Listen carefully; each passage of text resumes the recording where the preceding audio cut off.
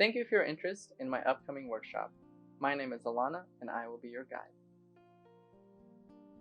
There's never been a more exciting time to be alive. Over the past thousands of years, we've developed from pockets of humanity relatively isolated from one another to a globally connected civilization. Like an embryo developing in the womb, we've gone from various clumps of cells clinging together towards a large interdependent system, with a skeletal infrastructure for meeting global needs and a sophisticated nervous system of communication, reflex response, and memory. I believe that scholars from the future will mark the global COVID pandemic as a turning point for human evolution. It showed us how interconnected we all are. It showed us how we are well equipped in some ways and underdeveloped in other ways to handle an emergent global crisis.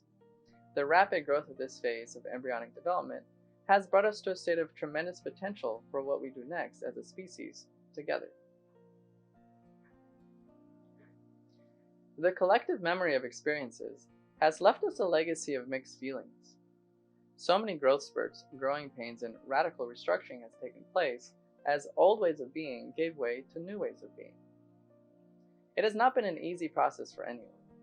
The driving factors that brought us to where we are have not always felt clear, just, kind, or in our best interest as a species.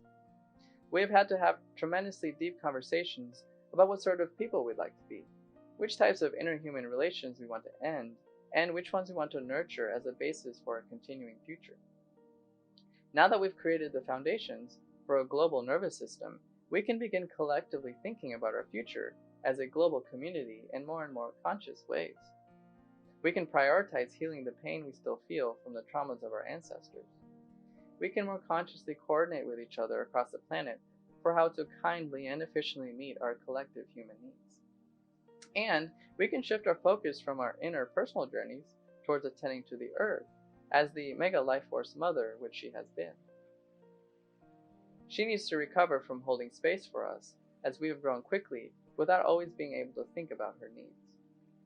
The next few years are a tremendously critical time. Our Earth can no longer carry us in the way we've been developing inside her. She must give birth, and we must learn to stand on our own.